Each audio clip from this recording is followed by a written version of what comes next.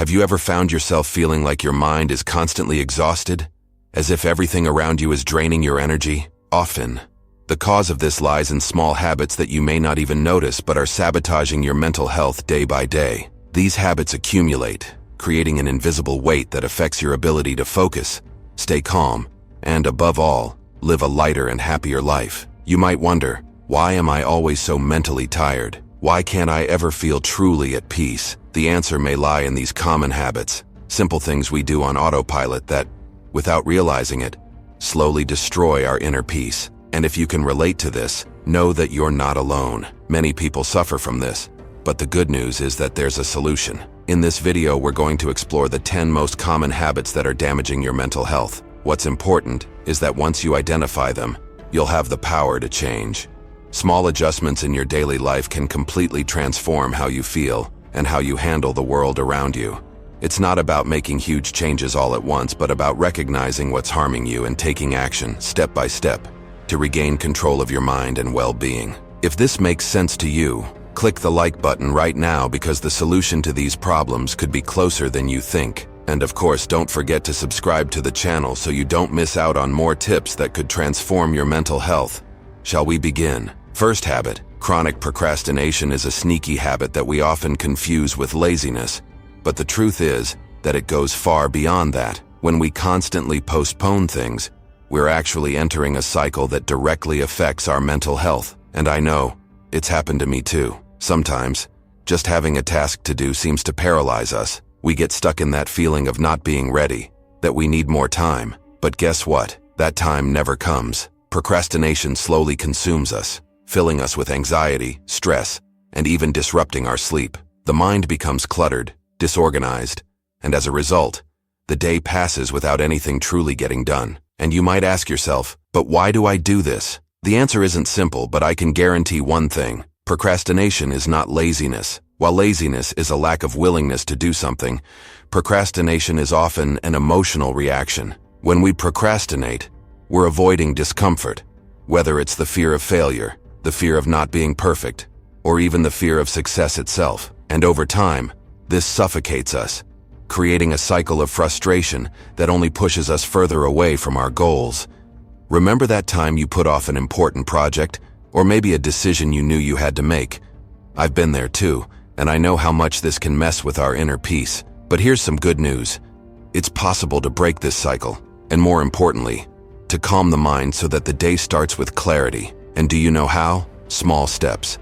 Action is the best antidote to procrastination. As difficult as it may seem, starting to act, even if it's a small step, already gets the mind moving. Imagine what it would be like if instead of putting things off, you woke up and, first thing in the morning, completed that task that's been bothering you for days. The relief is immediate, and it creates a sense of control. When the mind is clear, the day flows. Seneca said, "Life is not short. We waste it." And that's a truth I try to always remember. The time we waste putting things off is time we could be using to achieve something incredible. Here's an invitation. How about trying something different tomorrow? Choose one thing you've been procrastinating on and do it first thing in the morning. Feel how this will free you and give you a sense of clarity and control. And I want you to tell me in the comments how this experience went. It doesn't have to be something grand. It can be simple. The important thing is to take the first step. Are you with me? After all, life is now. Don't leave for tomorrow what can bring you peace today. I want you to write in the comments, "I take control of my time." When you write this, you're declaring to yourself and to the world that you are in charge. This simple act of sharing is a commitment to yourself. Remember, the greatest gift you can give yourself is action. It's through action that you'll begin to calm your mind and start your days with the clarity you deserve. I also want to remind you that if you struggle with procrastination and it's making you fall behind in life, click on the first pinned comment and download my ebook, Conquer Procrastination with Stoic Philosophy, the ultimate guide to success. Click on the first pinned comment and start turning your life around today. Now let's move on to another habit that seems harmless but could be damaging your mental health without you even realizing it. Using screens before bed. I know how it is. After a long day, it's tempting to grab your phone, scroll through social media, or watch that show you love so much. But what many people don't know is that the blue light emitted by these devices has a profound impact on our sleep. It directly interferes with the production of melatonin, the hormone responsible for regulating our sleep cycle. When melatonin production is disrupted, the body doesn't properly prepare for rest. Have you ever experienced that? Lying in bed after spending time on your phone and feeling that, even though you're tired, your mind is still racing? I've lost count of how many times that's happened to me. The result? The next day, we wake up tired, with no energy, and a sense of discouragement takes over. This affects our motivation to face the day, and the cycle repeats. Aristotle once said, "Excellence is not an act, but a habit." And the habit of using screens before bed slowly erodes your mental health. This small action, which seems harmless, is actually stealing your energy and readiness for the next day. When the mind doesn't truly rest, everything else suffers: your mood, your focus, and even your decision-making abilities. But here's the key point: it's something we can change. Small adjustments to your bedtime routine make a huge difference. How about trying to put your phone away at least 30 minutes before going to bed? Use that time for something that truly calms your mind, like reading a physical book or practicing meditation. Your body will thank you in the morning, and you'll notice how it positively impacts your energy. I want to know, do you have the habit of using your phone or watching TV before bed? How do you think this has affected your energy? Share your experience in the comments, and I'll be paying attention to see what you think about this. And remember, change starts with small steps. Now, if ignoring the signs is a common mistake, underestimating the impact of mental health is an even deeper and unfortunately very frequent problem. We often only pay attention to our physical health. We focus on diet, exercise, and routine checkups. But what about mental health? How many times do we set it aside without realizing the true impact it has on our lives? The truth is that mental health doesn't just affect our mood or emotions. It defines the quality of our lives as a whole. When the mind is not well, it directly reflects on the body. And we're not just talking about temporary fatigue or stress. Neglecting mental health can literally shorten our lives. Chronic stress, constant anxiety, and depression, for example, are linked to a range of physical problems: heart disease, high blood pressure, sleep disorders, and even a greater predisposition to infections. Have you ever stopped to think about how your mind might be affecting your life on a broader scale? For a long time, I didn't give my mental health the attention it deserved.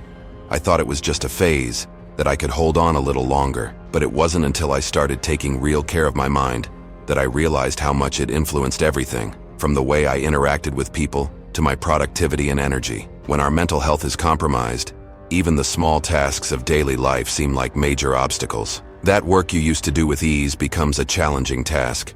Relationships that used to flow smoothly start to deteriorate. And more than that, life loses its lightness, motivation fades, and little by little, you feel further away from who you are. Plato once said, "The part of the soul we ignore is the part that dominates us the most." And ignoring mental health means allowing a silent but extremely powerful part of our lives to control us without us realizing it. Taking care of the mind is as important as taking care of the body. This includes recognizing signs of emotional exhaustion, seeking help when necessary, and above all, understanding that mental health is not a whim. It's a matter of survival. Without it, our quality of life crumbles. I want you to reflect. How many times have you underestimated the impact of your mental health on your life? Maybe it was that moment when you ignored feelings of overwhelm, thinking it would soon pass, or when you pushed yourself to keep going, even knowing something wasn't right. I've done it too, and I know the price we pay. Now, share with me in the comments. I choose to take care of my mind. Write this as a commitment to yourself. And remember, the mind needs attention and care just as much as the body. Those who care for their mental health live longer and live better. Now let's talk about something that many people end up neglecting: not setting aside time for yourself. It may seem like a simple thing, but it's one of the most damaging habits to our mental health. We live in a world where we are constantly bombarded with responsibilities: work, family, friends, bills, commitments, and amidst all of this, who gets left out? Ourselves. How many times have you noticed that you spent the entire day running from one thing to another, fulfilling all your obligations, and when you finally had a free moment, you realized you were exhausted? The truth is, if we don't take time to care for ourselves, no one else will do it for us. And when I talk about time for yourself, I'm not just referring to leisure moments, but also to self-care moments, time to reflect, and being at peace with yourself. This can manifest in various ways, Whether it's the habit of waking up and starting the day by answering work emails before even enjoying a quiet coffee, or the fact that you never take time to meditate, read, or do something that makes you feel good. And the result? We become more stressed, anxious, and drained of energy. And this directly affects our mental health. The German philosopher Friedrich Nietzsche once said, "He who has a why to live can bear almost any how." And I ask you, what has been your why? If you're always busy taking care of others and your obligations, when do you take care of yourself? The lack of this time, of this self-care, creates a void that cannot be filled by productivity alone. Setting aside time for yourself is as essential as any other task. This means, literally, putting yourself on the schedule. Maybe it's that evening walk to clear your mind, or 15 minutes in the morning dedicated to meditation or reading. Small acts of self-care have the power to transform your day and, consequently, improve your mental health. And you know what's most curious? When you start taking better care of yourself, your outlook on the day changes. You feel more balanced, more energetic, and even more prepared to handle daily challenges. Taking care of yourself isn't selfish, it's a necessity. If you don't give yourself this time, sooner or later, your body and mind will demand it. Now, I invite you to reflect. How can you set aside time for yourself today? And I'm not just referring to today, but from now on, continuously. Leave a comment here. "I deserve my time," as a commitment that you will prioritize yourself. It's not just a matter of mental health, it's a matter of quality of life. Now we've arrived at a point that may seem subtle, but makes a huge difference in how we approach life. Confusing guilt with responsibility. It's a common mistake, but one that can bring a heavy emotional burden. Many times, we carry enormous guilt for things that were not entirely under our control, and this affects our mental health. But what we need to understand is that while not everything is our fault, the responsibility to improve and act will always be ours. I've found myself many times in this cycle of blaming myself for situations that, deep down, I didn't have total control over. It's easy to fall into the trap of thinking that if something went wrong, or if we're facing difficulties, it's our fault. But here's the difference. Guilt is about the past, about what has already happened, and that we often cannot change. Responsibility, on the other hand, is about the present and the future, about what we can do from now on. Guilt imprisons us. When we are stuck in it, we feel incapable, powerless, and it undermines our self-esteem. Responsibility, on the other hand, frees us because it gives us the power to act, to change things, to take control of our lives. And believe me, this mindset shift can completely transform the way you face challenges. Imagine a situation where you feel that things have spiraled out of your control, whether it's a problem at work, a family conflict, or even a personal failure. The first reaction might be guilt, the feeling that you failed, that you could have done something differently. But the key point here is recognizing that even if you're not to blame for everything, you still have the responsibility to decide what you're going to do from now on. The philosopher Jean-Paul Sartre said, "We are responsible for ourselves," and this doesn't mean we are to blame for everything that happens, but that we are responsible for making decisions and acting, regardless of what happened in the past. This perspective empowers us. So next time something doesn't go as planned, take a deep breath and ask yourself, am I responsible for changing this? If the answer is yes, then the path is to act, without carrying the weight of guilt. It's understanding that you have the power to transform your life, to improve, to grow every day. Now, I want to hear from you. What is one area of your life where you might be confusing guilt with responsibility? Share it in the comments and make it a commitment to yourself. It's not about blaming yourself for the past, but about taking control of the future. Let's go on this journey together. Now let's talk about a mistake that many of us make when trying to improve our mental health, seeking quick and wrong solutions.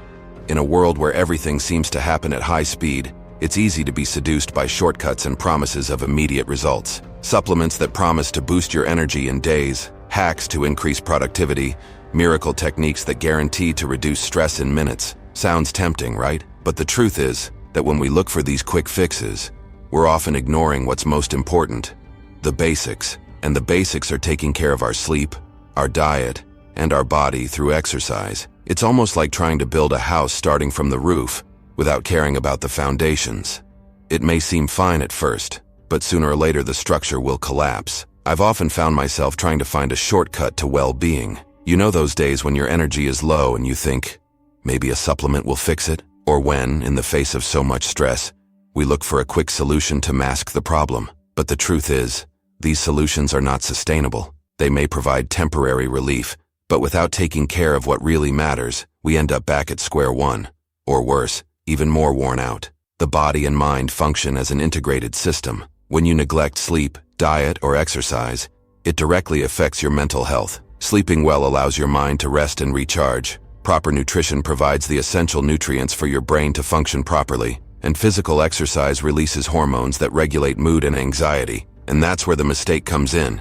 Focusing on what seems like a quick fix without taking care of the basics is in fact a vicious cycle. You can take all the supplements you want, use all the hacks you find, but if you're not sleeping enough, eating right, and moving your body, the impact on your mental health will be limited. Let's be honest, taking care of the basics may not be as glamorous as seeking a miracle hack. It requires patience, discipline, and consistency, but it's precisely this solid foundation that will allow you to build strong and lasting mental health. Now, I want you to think about how you're taking care of the fundamental aspects of your life. Have you been prioritizing your sleep? Have you been eating a balanced diet? And what about physical exercise? Has it been part of your routine? Sometimes it's easier to seek a quick solution than to face these points head on, but true growth comes when we pay attention to what really matters. Don't be fooled by shortcuts. Going back to the basics may seem too simple, but it's what truly makes a difference in the long run. It's from this solid foundation that you'll draw the energy and motivation you're seeking. Reconnecting with the essentials is an act of self-care and, above all, of respect for yourself. After all, change doesn't happen overnight, but with each choice we make. Another mistake we often make is thinking of mental and physical health as if they were two completely separate things. The truth is, they're intrinsically connected, and there's no way to take care of one without impacting the other. The brain is part of the body, and taking care of physical health is just as fundamental to mental health as any other aspect. We often focus only on mental care, such as meditation, therapy, or relaxation techniques, and end up neglecting the body. But what many people don't realize is that the state of our body has a direct impact on the functioning of the brain. What you eat, how you sleep, how much you move, all of this directly affects your mind. I know it's easy to forget this connection, especially in a world that pushes us to take care of everything separately. The mind here, the body there. But let's think practically. When you spend days without eating well, without exercising, or without resting enough, how do you feel? Tired, overwhelmed, mentally foggy, right? This happens because the body and mind don't function in isolation. When we eat in a balanced way, we provide the brain with the nutrients it needs to function well. Physical exercise not only improves cardiovascular health and endurance, but also increases the production of neurotransmitters like serotonin and dopamine, which are crucial for our mental well-being. And sleep, as we mentioned earlier, is the time the brain uses to regenerate and process emotions and information. Descartes, the philosopher famous for his dualism between mind and body, may have kicked off this separation, but today we know there's no real division between the two. Caring for the mind begins with caring for the body, and vice versa. When you move, eat healthily, and take care of your rest, you're giving your brain the best conditions to function in balance. So, if you've been feeling your mental health is fragile, maybe it's time to reflect on how you're treating your body. Have you been exercising enough? Are you eating well? And how about sleep? Has it been restorative? All of these questions are an essential part of integrated care that strengthens both the body and mind. By taking care of your body, you're indirectly taking care of your mental health. That's why it's so important to embrace this more holistic view of well-being. Don't treat your body as a separate compartment from your mind. They work together, in harmony, and that's how you'll achieve comprehensive health. Reflecting on this, how have you been taking care of your body lately? Think of one simple thing you can do today, like some physical exercise or more balanced eating, and see how it impacts your mind. Another mistake is prioritizing others and neglecting yourself. How many times have you put others' needs ahead of your own, thinking it was the right thing to do? In today's world, it seems that taking care of others is a virtue, and in a way, it is. But when that happens at the expense of ourselves, of our mental health, we are making a big mistake. I know how hard it is not to feel guilty when we decide to take time for ourselves. It can feel selfish, but it's quite the opposite. Taking care of yourself is the first step in being able to truly take care of others. If you're exhausted,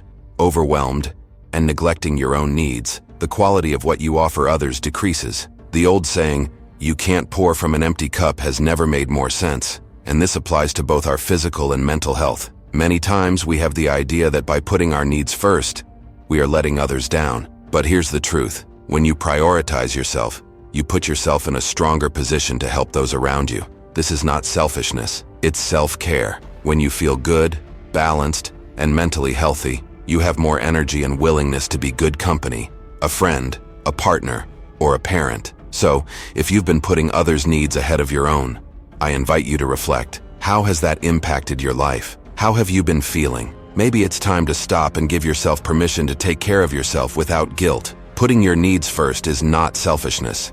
It's what will allow you to keep helping others in a more genuine and healthy way. Now let's talk about a topic that is becoming increasingly common, but is rarely given the attention it deserves: the impact of isolation and loneliness on our mental health. Living in isolation, even in the midst of a crowd, is something many people are experiencing. And isolation, whether physical or emotional, can have devastating consequences for our mental health. Humans are social beings by nature, and even the most introverted need genuine connections to feel whole. When we isolate ourselves, whether by choice or circumstance, we are gradually closing the doors to what keeps us mentally healthy: relationships. Loneliness isn't just about being alone, but about feeling disconnected from others.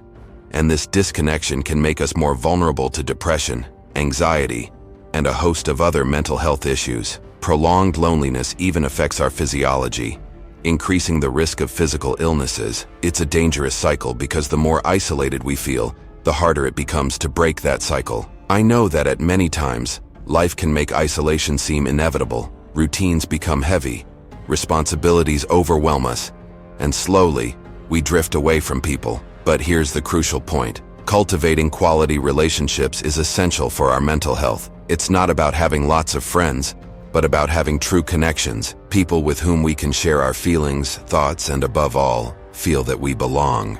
If you've been feeling this loneliness or have distanced yourself from important people, I want to remind you of one thing. It's never too late to reconnect. Sometimes, all it takes is a message, a phone call, or an invitation for coffee. Small gestures can be the beginning of great changes.